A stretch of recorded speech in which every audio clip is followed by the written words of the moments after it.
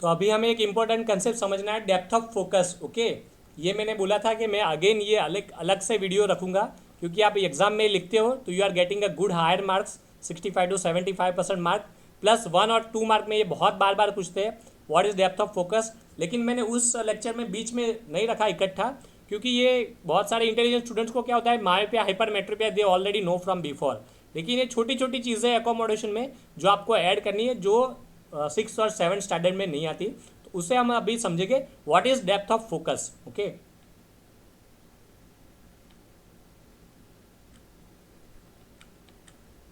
तो here I have shown the depth of focus. What do understand by depth of focus first?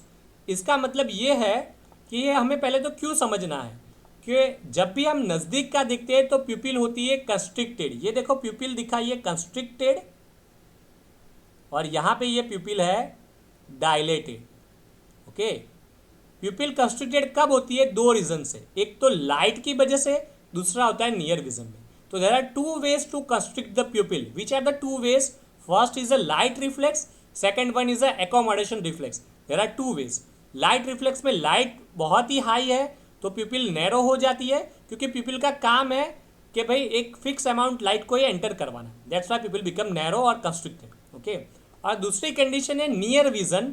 Near vision में भी प्यूपिल narrow या constricted हो जाती है।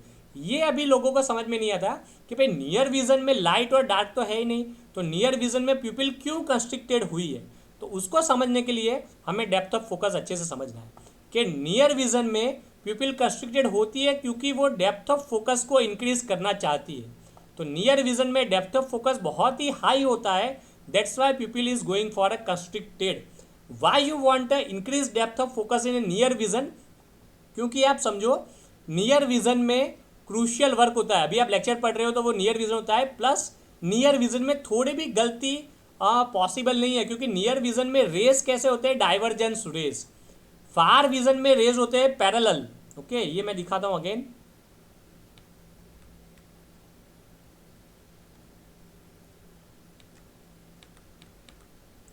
ओके, ये फार विजन, ये नियर विजन। फार विजन में रेज होते हैं पैरेलल, तो पैरेलल रेज आसानी से फोकस हो जाते हैं। लेकिन नियर विजन में रेज होते हैं डाइवर्जेंस, तो डाइवर्जेंस देखो कितने दूर से फोकस हो रहे हैं। तो डाइवर्जेंस को फोकस करना बहुत ही टफ है, क्योंकि डाइवर्जेंस रेस को कन्वर्जेंस में कन्वर्ट करना है। इसमें थोड़ी भी एरर आ गई तो रटाइना के आगे या पीछे फोकस हो गए, रटाइना के फ्रंट में या बिहाइंड में फोकस हो जाएंगे, और आप अच्छे से उसको इमेज देख नहीं पाओगे। इमेज बहुत ही जल्दी ब्लर हो जाएगी। वो ना हो इसके लिए डेप्थ ऑफ फोकस इंक्रीज करना बहुत ही ज़रूरी है।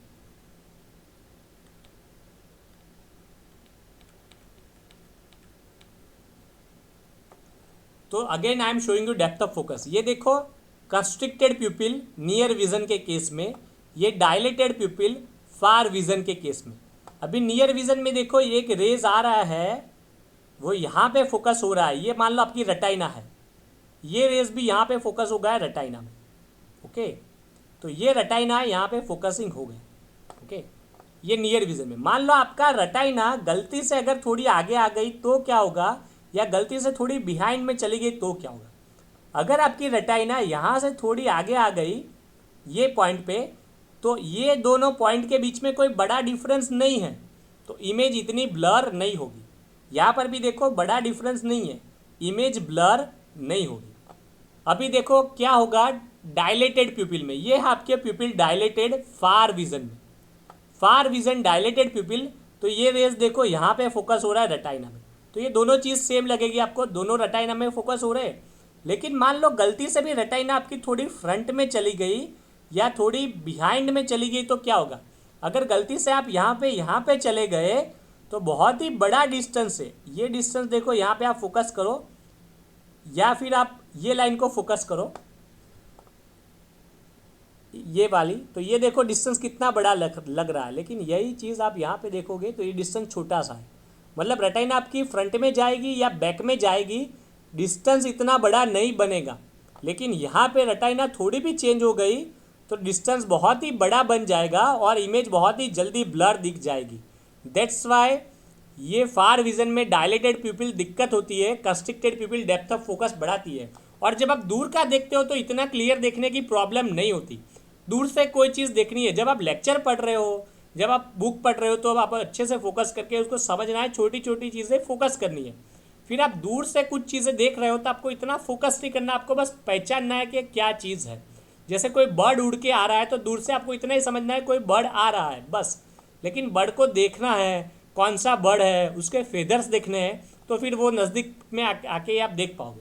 तो नज़दीक में डेप्थ ऑफ विजन बढ़ाना है, that's why you required this a small pupil, while far में डायलेटेड प्यूपिल चल जाएगी। आप देखो यहाँ पे ब्लू कलर देखो कितना डिस्टेंस दिख रहा है। इतना डिस्टेंस अचीव करने के लिए यहाँ पे बहुत दूर तक जाना पड़ता है। तो देखो आप इतना दूर चले गए तो इतना ब्लरिंग होता है, और यहाँ पे इतनी दूरी में दिक्कत चली हो गई।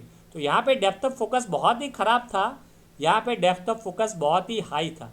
तो this is the concept of depth of focus in case of fix, in case of small constricted pupil, in case of small narrow constricted pupil, depth of focus increase.